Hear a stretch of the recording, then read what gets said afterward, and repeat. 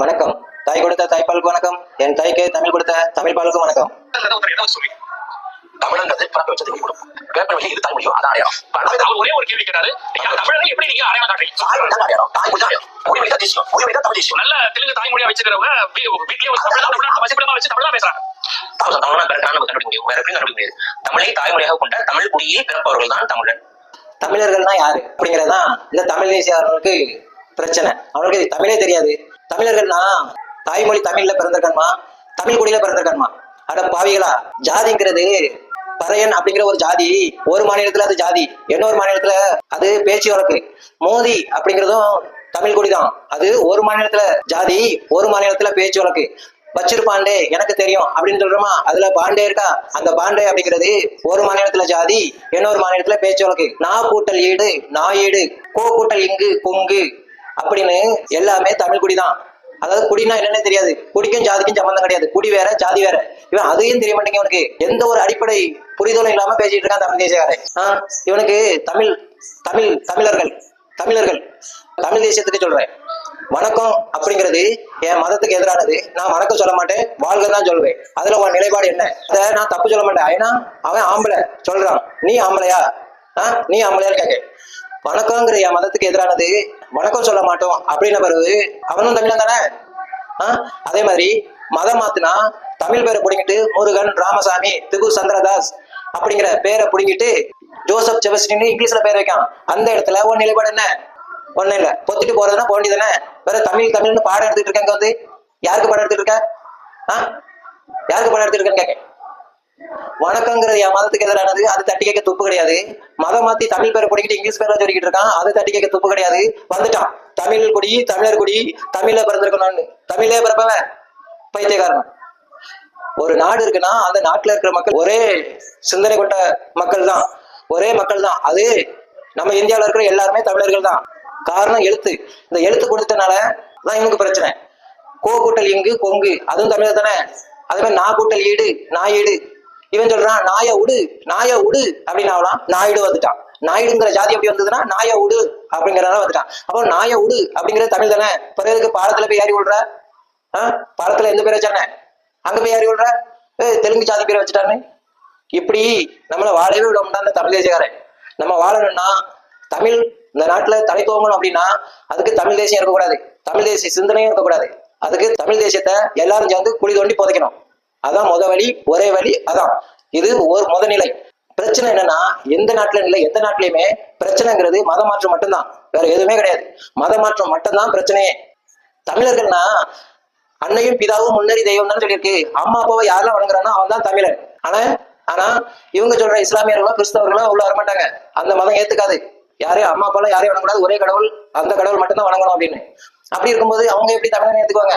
இவன் வணக்கங்கிற என் மதத்துக்கு எதிரானது, நாங்க வணக்கம் சொல்ல மாட்டோம், வாழ்க்கை தான் சொல்லுவோம் அப்படிங்க. அதெல்லாம் கேட்க தூப்பு இல்ல.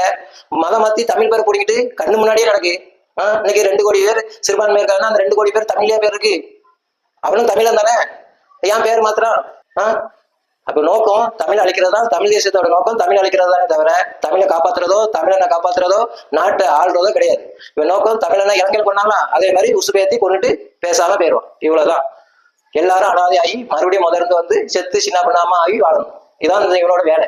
அதனால தமிழ் தேசியத்தை யாரும் நம்பாதீங்க. மத மாற்றம் தேசிய அபாயம்னு ஏன் சொல்றாங்க அப்படின்னா மத மாற்றம் தான் எல்லாத்துக்குமே காரணம். மத மாற்றம் மட்டும்தான், மத மாற்றம் மட்டும்தான். அதை எதுக்க சொல்லுங்க? அதெல்லாம் இருக்க மாட்டான். ஒரு கையில் வாழும் ஒரு கையில் குரானும் ஏந்தி நாங்க இன்னைக்கு புறப்பட்டோம்னு சொன்னா நாளைக்கு இந்த நாடு இஸ்லாமிய நாடா இருக்கும் அப்படின்னு சொல்லும் போது எங்க போனா அதுக்கு ஏதாவது பதில் சொன்னாங்களா? சொல்ல மாட்டான், சொல்லவே வேண்டாம். நாட்டுக்காக உயிர் கொடுக்க, மொழிக்காக, இந்த ஜனங்களுக்காக, இந்த நாட்டுக்காக பாடுபடுறதுக்கு இந்து முன்னணி, RSS, BJP வேணும். இவன் நோகாம வந்து நொந்து திண்டு போனோம்.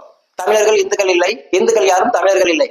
அதனாலதான் நான் சொல்றேன், நான் ஹிந்துன்னு ஒண்ணு இருக்கிற வரைக்கும் தான் இந்த நாடு, ஹிந்துன்னு ஒண்ணு இருக்கிற வரைக்கும் தான் இந்த மொழி, ஹிந்துன்னு ஒண்ணு இருக்கிற வரைக்கும் தான் எனக்கும் யாரும் அடிமை இல்லை, நானும் யாருக்கும் அடிமை இல்லை.